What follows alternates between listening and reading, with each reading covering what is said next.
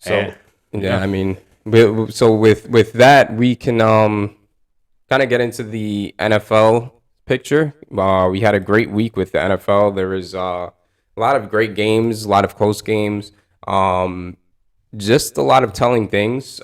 So the first game we could really kind of get into and jump into is this the two undefeated teams in the AFC East. The matchup against the Bills and the Dolphins. They it seemed like a really gritty match. It seemed like no team really like going into this. You kind of expect the Bills to really get their offense going, put up a lot of points, put up a lot of just kind of like drive the ball down the field the way they have been all season.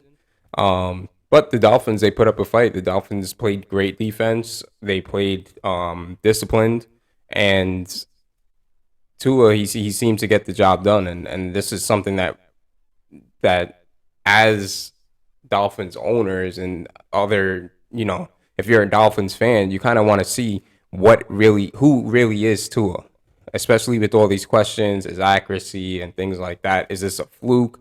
But he kind of proved it. On the big stage, making big time throws, making a lot of plays for his team. When he was out after that little debacle, it was kind of like the Dolphins kind of looked flat. So it's like obviously he's that spark plug for them. So Yeah, and like you said, after that, that weird moment in the game where which we'll talk about later when Tua kind of gets up and stumbles and has to get pulled out of the game. They needed him, and this is a team where one, they're trying to figure out who is Tua, but it also kind of coincides with their team where we've talked about on in previous weeks who are the Dolphins, and we weren't really sure. They had that big comeback against the Ravens.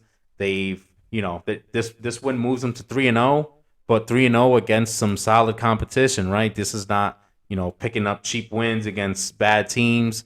right, They played decent teams, Patriots, Ravens, and Bills, and they beat them all. They're they're all actually previous playoff teams. they're all previous playoff teams, and they've got the job done. And it shows that Tua can do some things. They bring over Tyreek Hill. They've been able to utilize guys like Waddle and things like that, and huge win for them.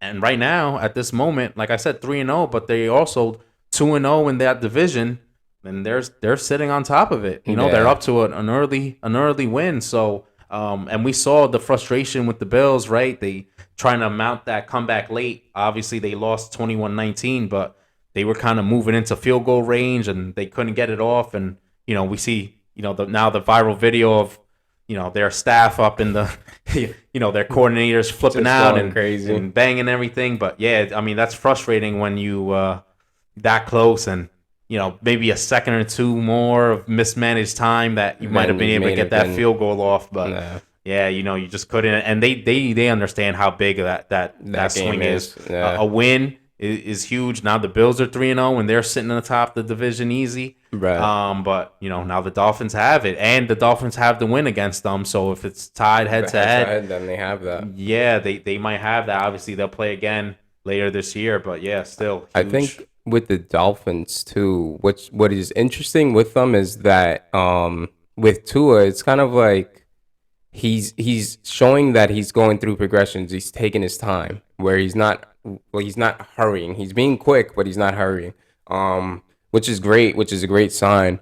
As far as with the Bills, there's kind of some questions.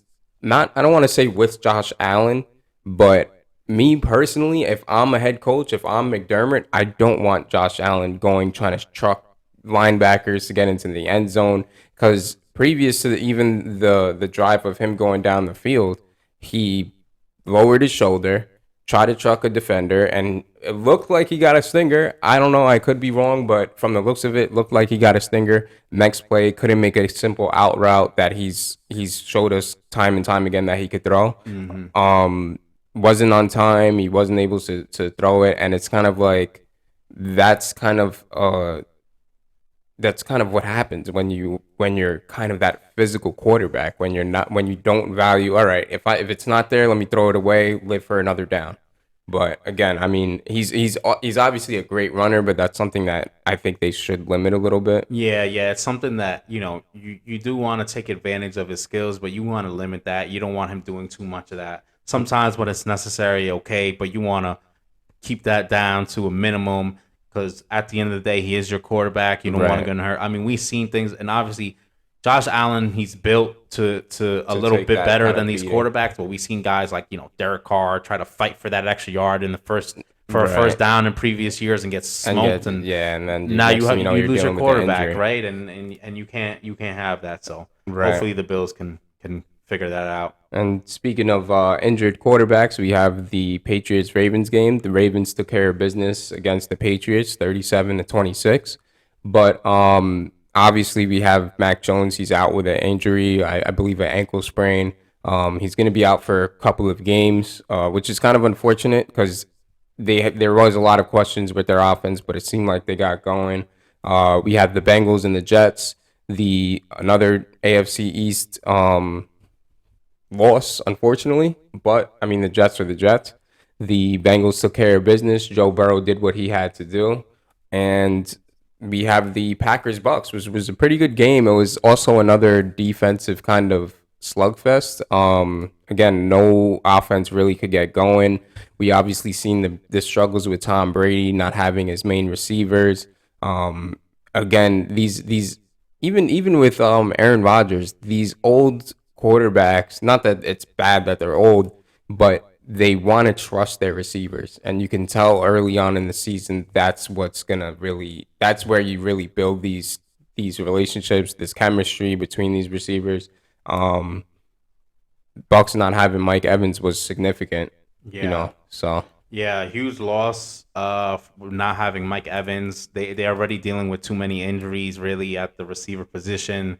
To have Mike Evans suspended for a huge game, matchup of two solid teams that, everyone expects both of these guys to make the playoffs, regardless of the outcome of this game. But to right. not have Mike Evans there is a huge loss. They've kind of already been struggling, really, on the offensive end Yeah. and really trying to find their way there.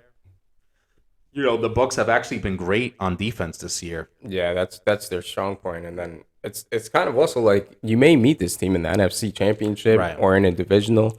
Um, if if the Bucks continue to play well and the Packers continue to play well, who knows? Maybe they're fighting for that number one seed, and that head to head is what decides it. So Right, for it's sure. it's it's unfortunate, but that's just the reality. Unfortunately, I think Tom Brady obviously he's had some problems with other receivers. Russell Gage was dropping wide open passes.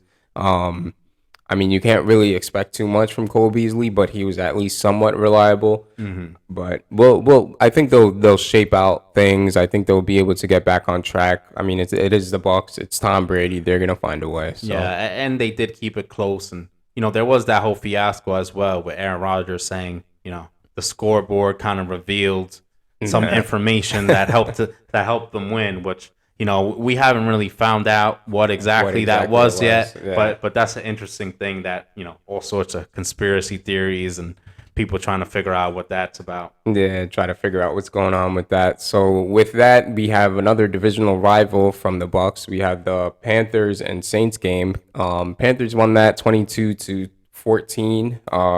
Kind of didn't expect that. Chris Olave had a great game, big game, another 100-yard receiving game.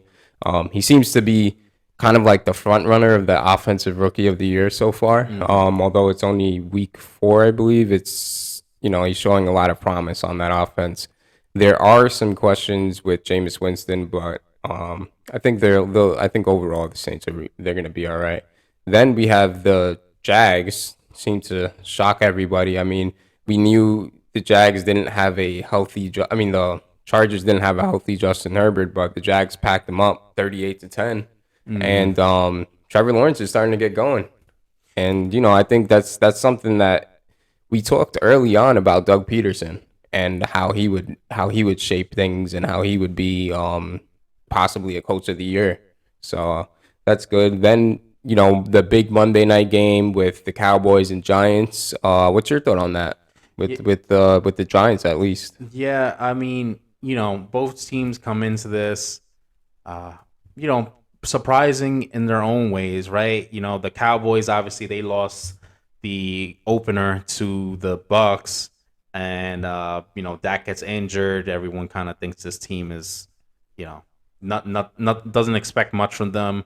Their backup, Cooper Rush, comes in. They get a win against the Bengals team, which was surprising, where they just kind of got off to an early start. Joe Burrow couldn't get going against that defense, and you know, they roll into MetLife against the Giants, and you know, Giants 2-0 coming into this game, making some noise, people believing in them. They're going against a backup quarterback, and they just don't get the job done. This game was one that really could have went either way. It wasn't decided until late. There's a bunch of plays on both sides that you know could have swung this game all over. You know, from the beginning, middle, and end of this game. Right. So yeah, I thought the Giants were going to be able to capitalize on the backup quarterback being at home, being hot, and getting a win here. They just couldn't get it done. Their offense was kind of up and down, guys dropping passes. You know, the Cowboys, you know, credit to their defense, they were able to come in and sack Daniel Jones a bunch of times and really put pressure on him. I mean, you know, really, Daniel Jones looked best when he was just able to escape up the pocket and make a throw, and he was able to get some of those things to go good. Saquon obviously had a great run for a touchdown, 30-plus yarder, but, you know, the Cowboys proved to be a little too much. They were able to... Their line was just incredible. I mean, Dexter Lawrence, he was getting constant pressure. Micah Parsons was getting constant pressure. I think, you know, although the Giants were 2-0 and we were facing a backup quarterback, I think Giants fans have a lot to be positive about. Yeah, I think really, you know, both of these teams, right? Yeah. 2-1 after this. Similar situations. I mean, obviously the Giants have a loss against a divisional opponent now.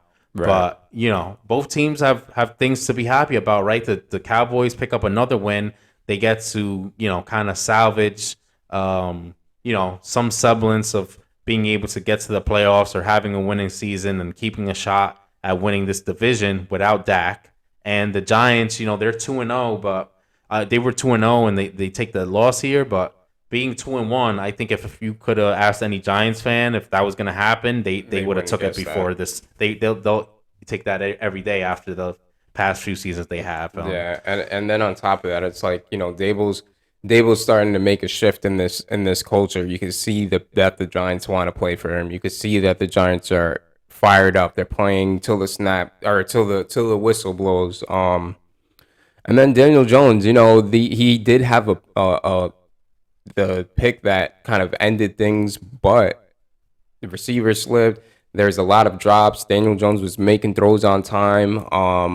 Again, it's just really unfortunate, especially with the receiving core. You know, Sterling Shepard goes down with a non-contact injury. I think they just have to do something about that turf in MetLife. It's like they bring in billions of dollars and you can't even get grass to play on, and that turf is. I mean, the Niners game a few years ago, so many players got injured that game, and continuously just players after players torn ACLs. Like, I mean, I'll tell you this: the Giants, just in general, I mean, they built that stadium not too long ago. It's still a relatively new stadium, right? And I don't know what they were doing. You know, like they put that stadium by the mall over there in Jersey.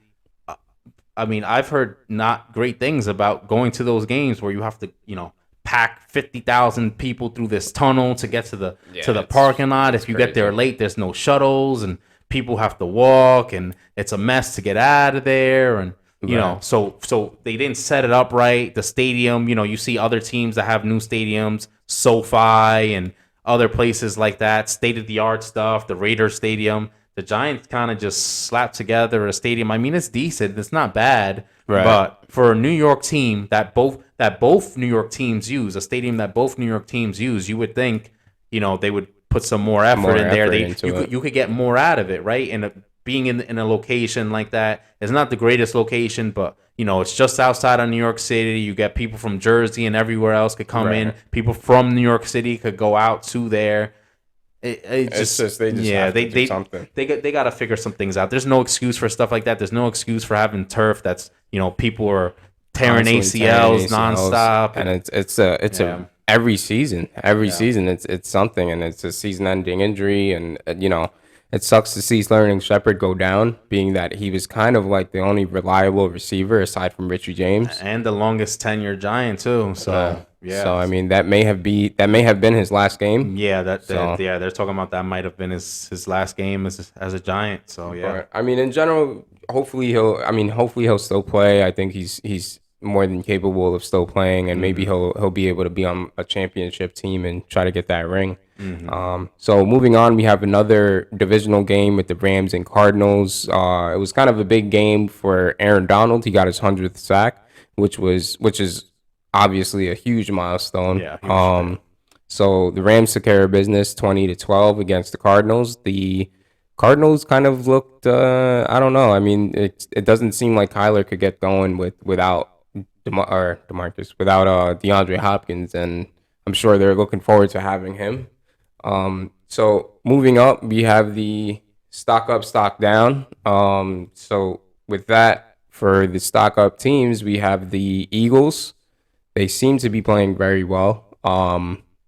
I didn't personally buy into it at first, only because I don't personally believe too much in Jalen Hurts.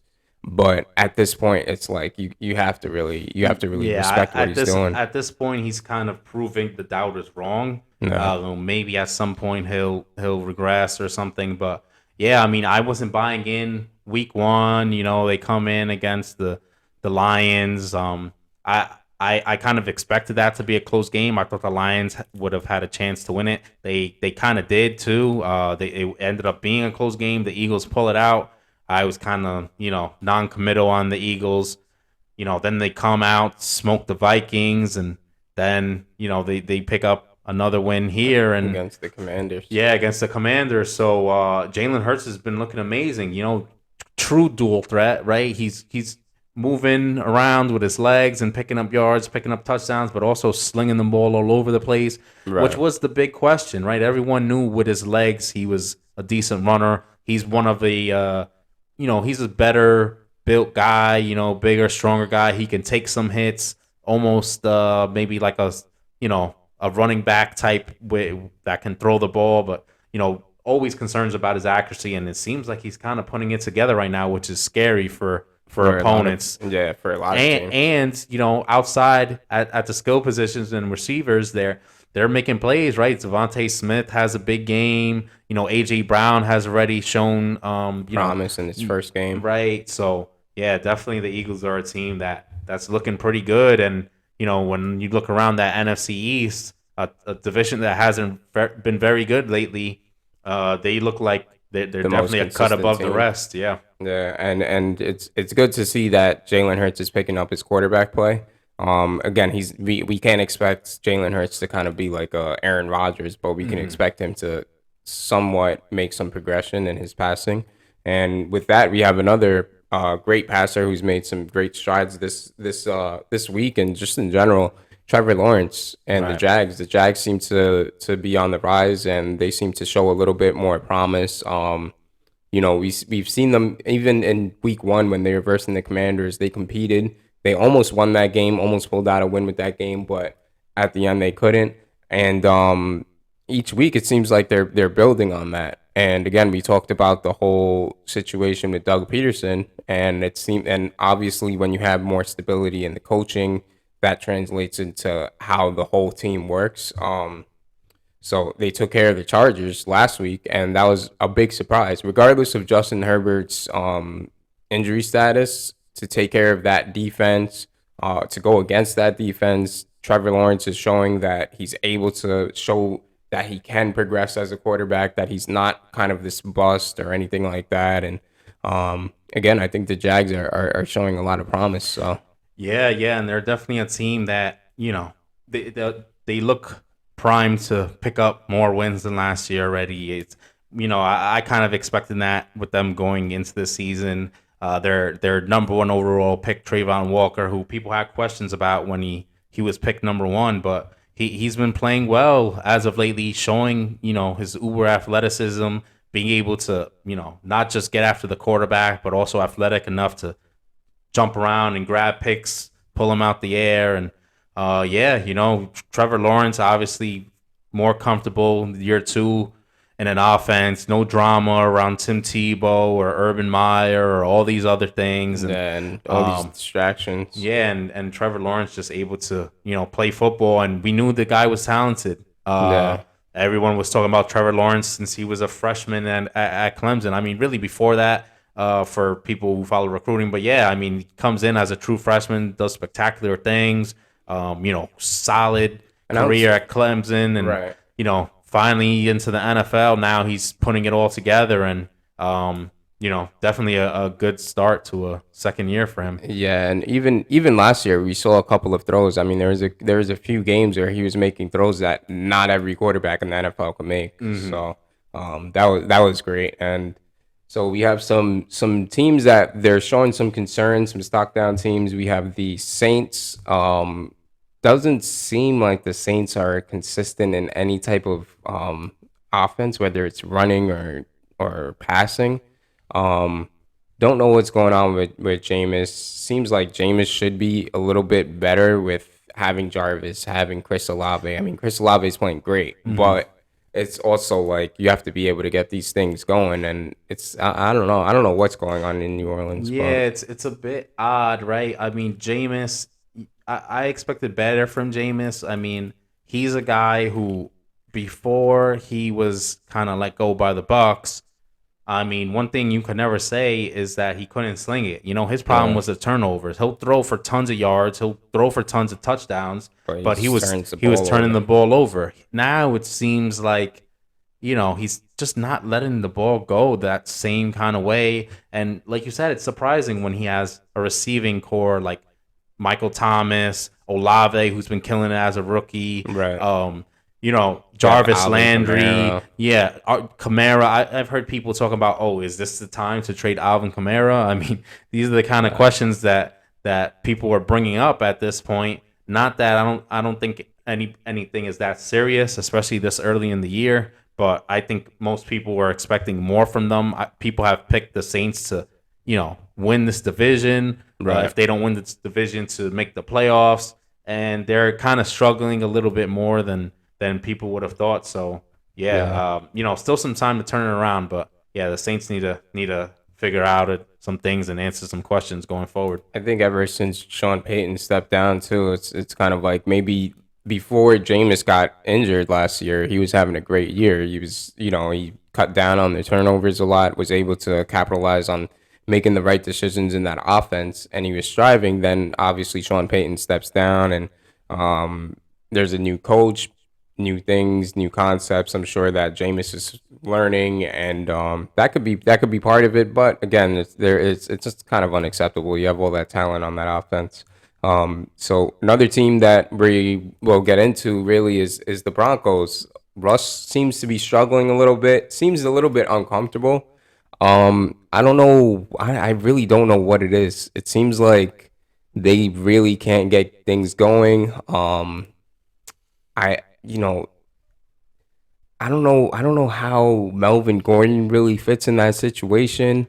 He was able to get a touchdown against the Niners, but there's just no consistency at all on that offense. Yeah, this is another one pretty weird. I mean, the Broncos are a team that a lot of people are high on. I mean, they've been talked about for years as, they just need a quarterback. They just need a quarterback. Solid defense. They have pieces there already. Right. They bring in Russ.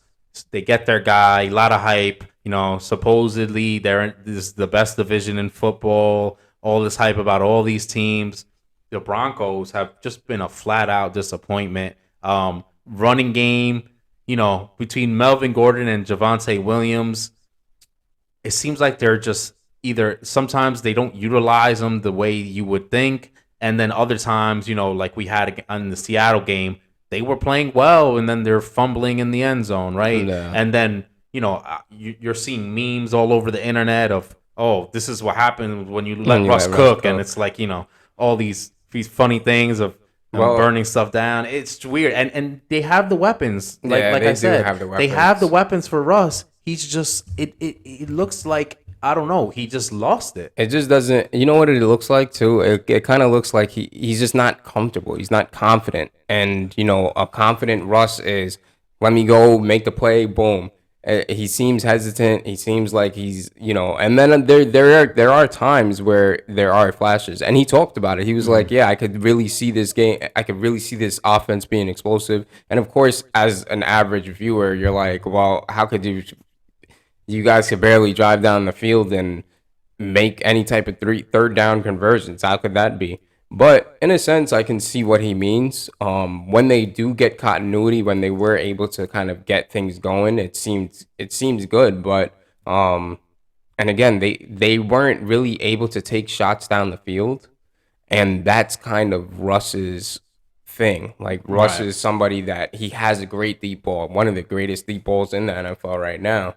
Um, so I don't know if Nathaniel Hackett is really capitalizing on Russ's strengths, really. Yeah, we've already seen him kind of mismanage some Yeah, late game so situations. They had to bring somebody in to kind of be more in charge of that so he could focus on play calling and I know we talked about it too. We were like, well, you bring in a guy to focus on game management because you can't do it so you could focus on play calling, but but the play your calling play calling isn't hasn't even been good either, right? nah. So he's mismanaged some play calling stuff, he's mismanaged some game management stuff. Russ hasn't looked the same. They Right. kind of really just need to put it all together. They've had some bright spots on defense, and Yeah, I mean um, their defense looks great. yeah, I but don't think there's many questions with their defense. right, but they need to get the rest going, right? Game management, time management, play calling, performance, stuff from some wide receivers and running backs stepping up. Russ getting on the same Russ getting page on with the same everybody. page with I mean, look, receivers. they were getting you know penalties for delay of Delay of games, games and at home. yeah, it wasn't. I mean, you have Eli Manning making jokes that the kickers, the punters, Should worth have got more more. than Russell Wilson, and this is a guy who we've seen Russell Wilson actually on the Manning cast. We know he's very friendly with them. He's very good friends with Peyton Manning, who lives in Denver Nah. and is kind of always around the practice facilities and in the building over there. So yeah, Yeah. Russ has to step it up, and He has to step it up, and I think he will. I think it takes time. I mean, Peyton Manning's tenure when he first got there, they were 1-2, and Russ, they're not in a bad situation. They're sitting at 2-1. They're tied with the top of the division. So again, it's something that's odd what's going on, but I think they'll figure it out. A team that does have to figure it out is in their division, which is the Raiders. Don't know what's going on with them. You had a great defensive player in Chandler Jones.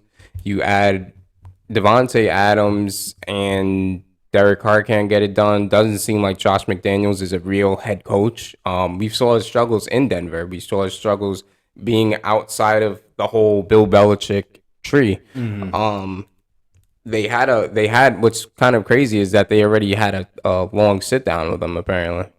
yeah. So I mean, we'll see what happens with him, but Yeah, and this one, just a disappointment, right? Like you said, you bring in some of these players, stud players, a team that people had high hopes for. We know it's a strong division, but now they're sitting at 0-3, and we know the stats, right? 0-2, you could turn around your season. 0-3, you're almost guaranteed not to make the playoffs at this point, and it sucks to kind of think of them in that light as not worth thinking about for the rest of the season because they're not going to be able to do anything else. But yeah. I mean, that's just what the numbers say, and obviously you kind of feel bad for a guy like Devontae Adams leaves the Packers to go to the Raiders and play with a friend of his who was his college quarterback, but at this point, Yeah. none much to say. Just a disappointment. Hopefully, they could at least use some things to Get kind back on of track, get back maybe. on track and kind of try again next year.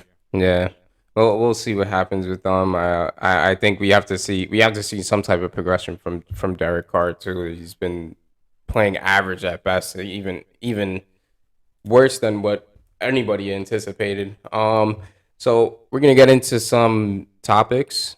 We have some things that, we talked about the whole Dolphins situation with Tua, and it was kind of weird when he got up. It looked like it was, I mean, his head just completely hit the turf. Yeah, it was a weird situation because he got kind of just shoved a little bit at the end, and Nah, and the defensive player got the penalty for it.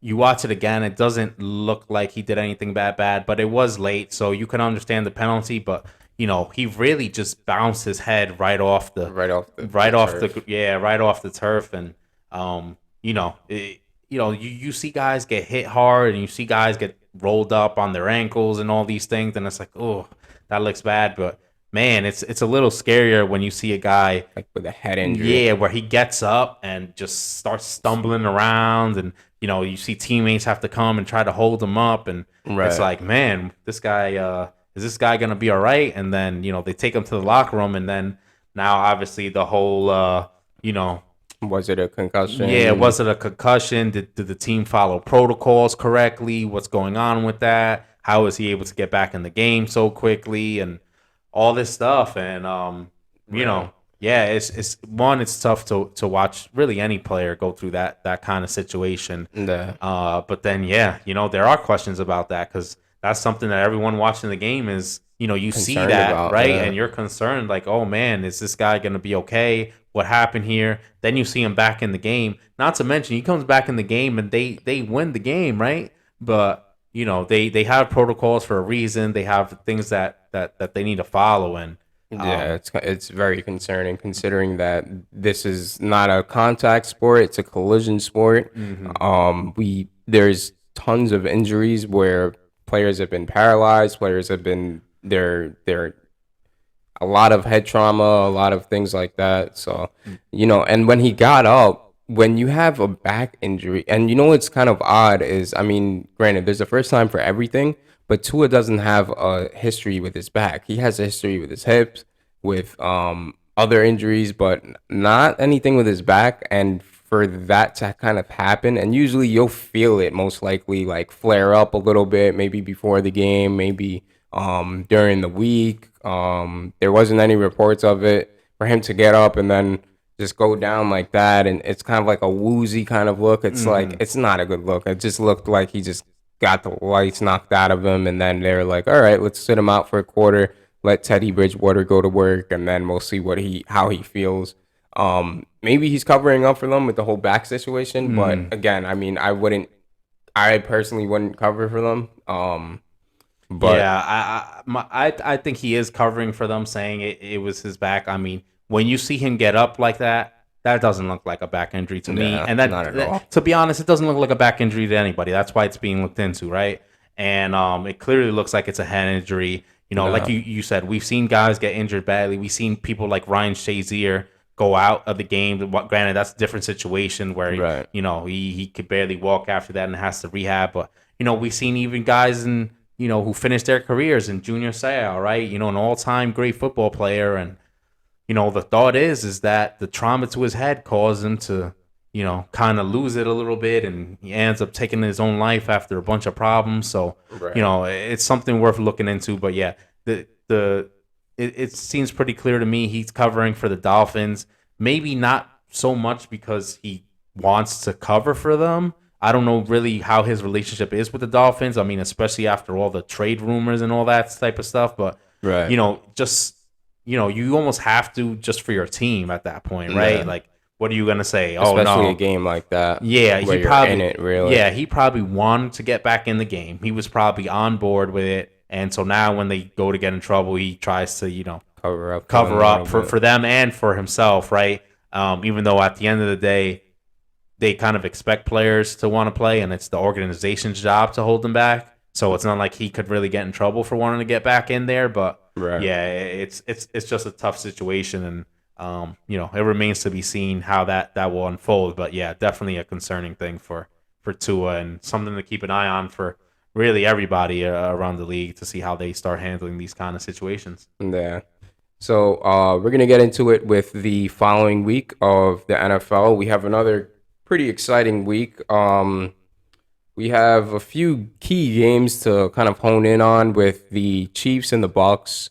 The Chiefs are traveling to the Buck or traveling to Tampa again. I don't even know if that's going to happen with all these hurricanes that's happening, or with the hurricane that's happening, and it's kind of looking like they're probably. I don't know if they'll even play. Yeah, And I heard that they're evacuating people from there. I know that the Bucks, I saw that they did evacuate already. the So if they're going to come back, I guess that depends on how the storm unfolds and all that stuff. But right, definitely going to be a crazy week for the Bucks. I mean, it's, especially for a Bucks team that needs to rebound from a loss to Green Bay. They're back to back with a game with the Chiefs coming to them, right? the They almost would have been better off playing on the road at this point because now they're displaced. And if they do play this game, they probably have to then come back now, and you're wasting extra time going in and out, and the conditions are not going to be great. right. So, yeah, just a tough situation for the Bucks, but We'll see what happens, and right, luckily they get back Mike Mike Evans. Evans, He just yeah, got off of his suspension. suspension.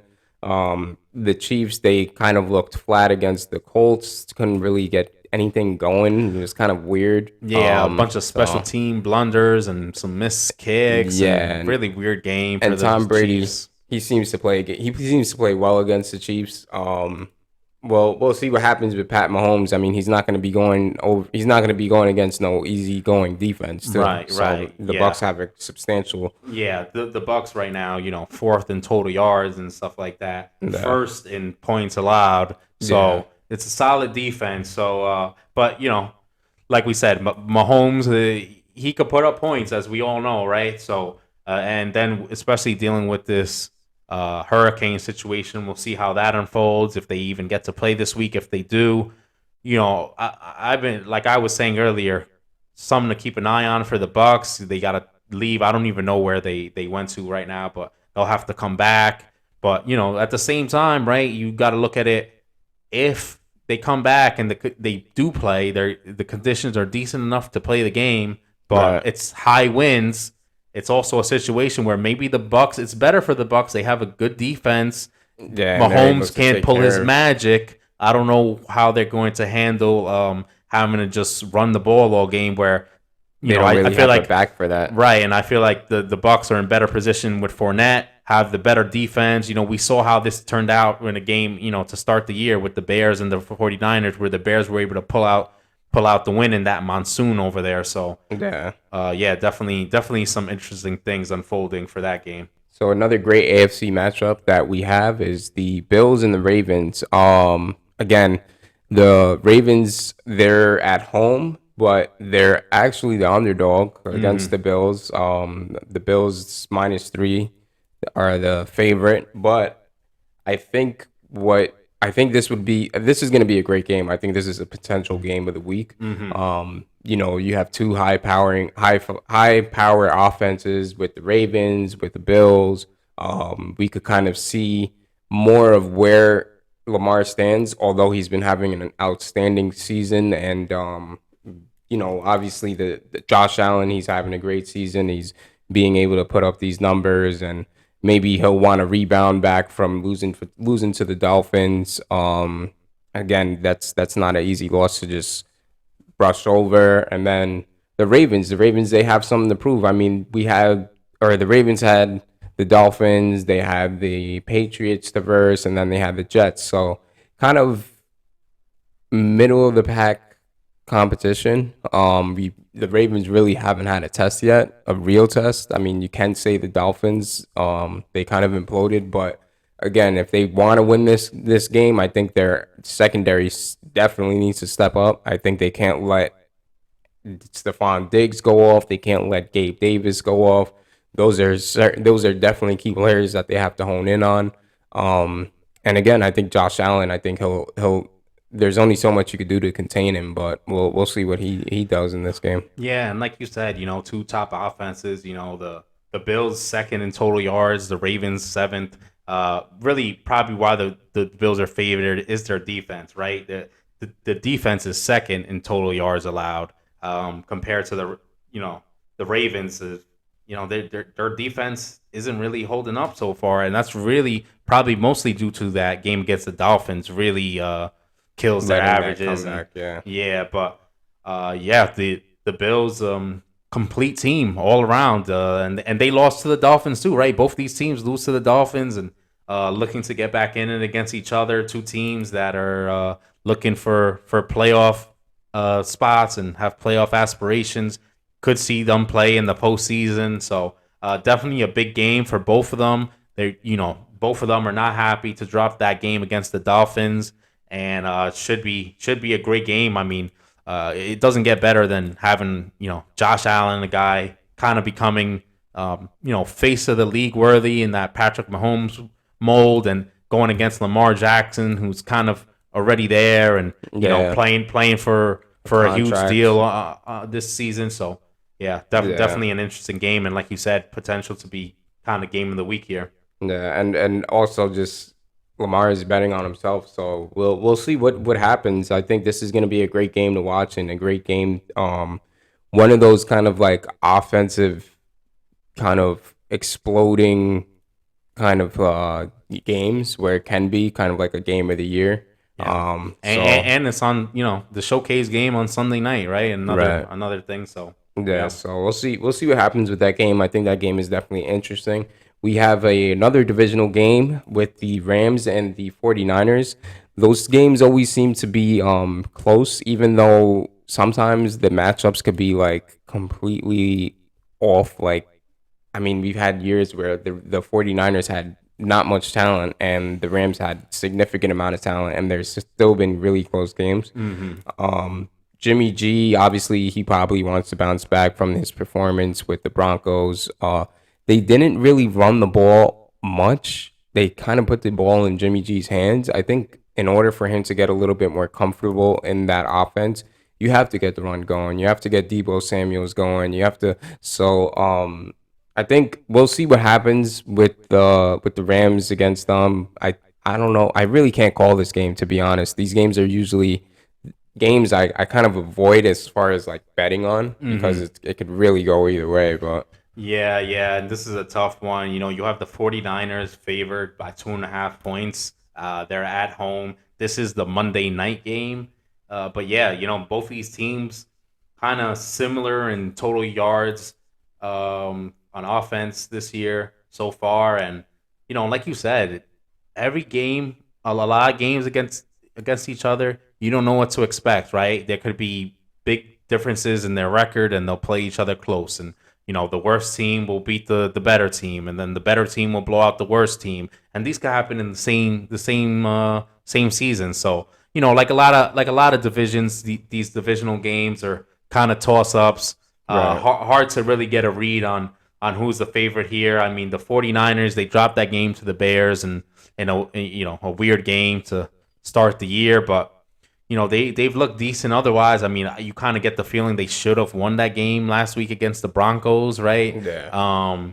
Kind of hard loss for them. The Rams, they haven't really lived up to expectations. They're lose still trying to find themselves. Yeah, they lose to the Bills to open up in a game that they kept it close when the Bills were having turnovers, and then got blown out once they cleaned that up. They had a close game against the Falcons, which is a team that nobody is really checking for or has that high hopes for. And you just hope for the Rams to kind of pick it up, and have Stafford kind of get back to form like he was last year, and get that offense rolling. And the Rams struggled with them last year. The Rams were 1-2 against them. I mean, they beat them in the playoffs, which was, they were fortunate enough to have that great play and that great turnover by Jimmy G. But outside of that, the Rams, I mean, the Niners had their number all season. So we'll see what happens with that. Next, we'll get into some of the best bets that we have for the week.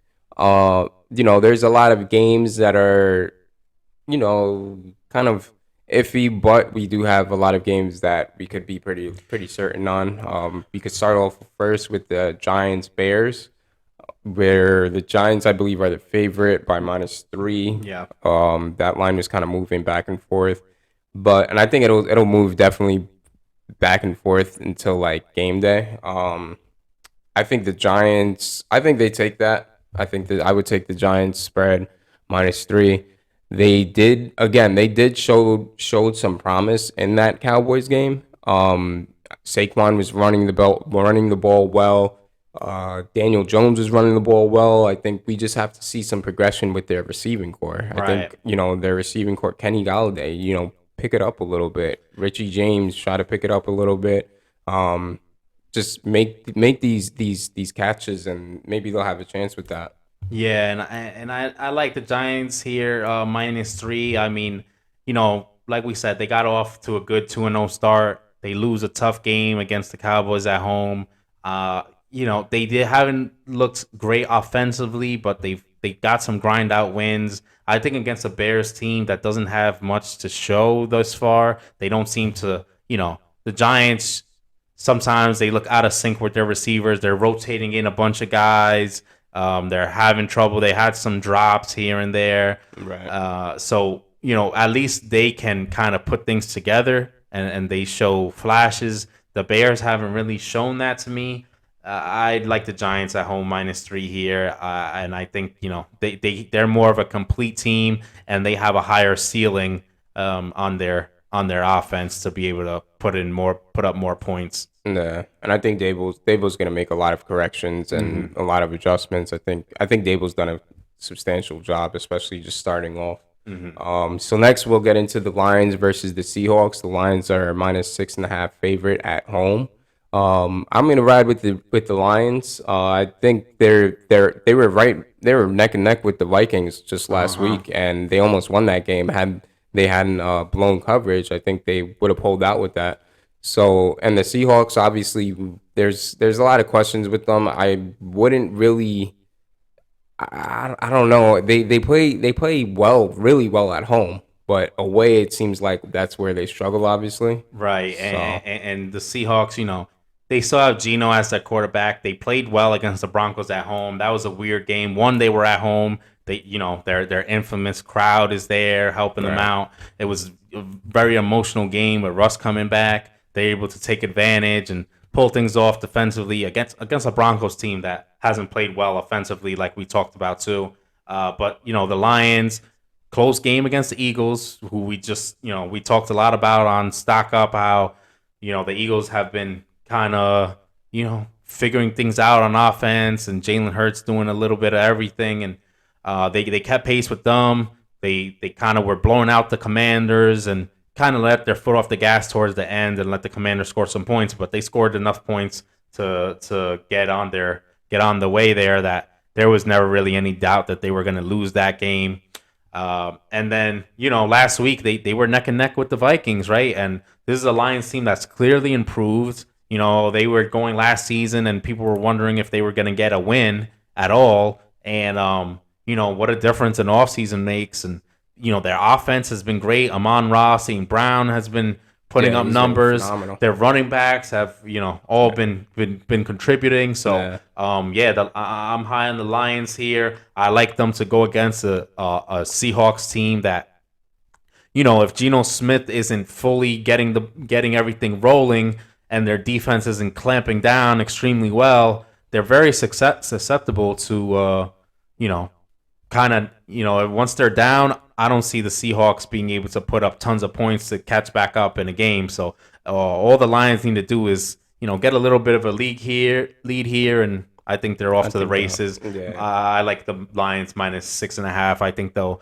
I like their chances to win by a touchdown.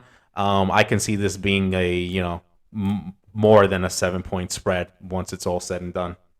Right. Then we have the Commanders +3 versus the Cowboys. And then the Cowboys are at home. Again, I think I don't know what's going on with the Commanders. They seem to just play too late. They just seem to play a lot of catch-up ball. They can't get things going on early. I don't know if it's Carson Wentz I don't think he's the guy. But the Cowboys, there were some reports that Dak might play next game.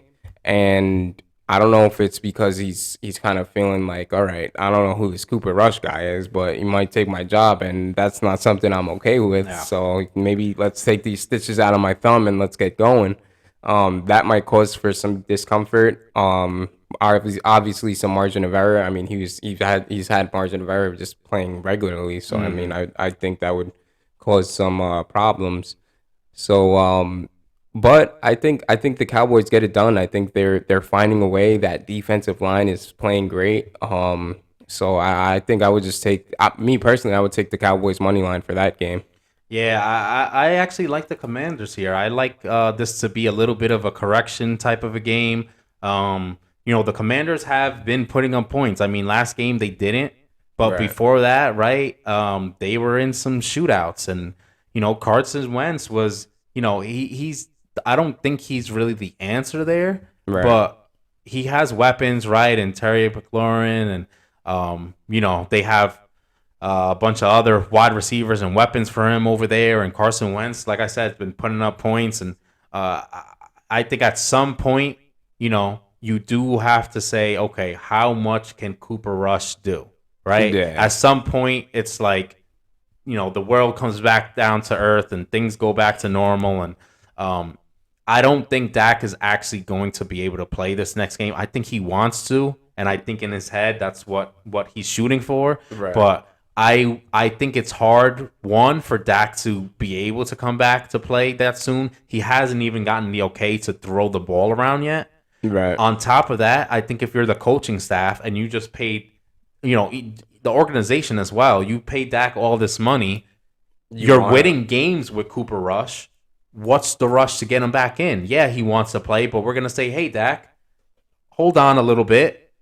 We got this. Let us, get at least another week and let's see how this thing is going. We want to get you healthy so you can be our full-time quarterback. Yeah, and just take your time. Yeah, and then, I think if Cooper Rush plays this game, he's been stepping up and he's played very well as a backup, but I think at some point that comes That to catches up. yeah, it Yeah. catches up to you. We saw against the Bengals, they got up to the quick start. The Bengals started to come back, and second half of that game, that offense wasn't fully rolling against the Giants.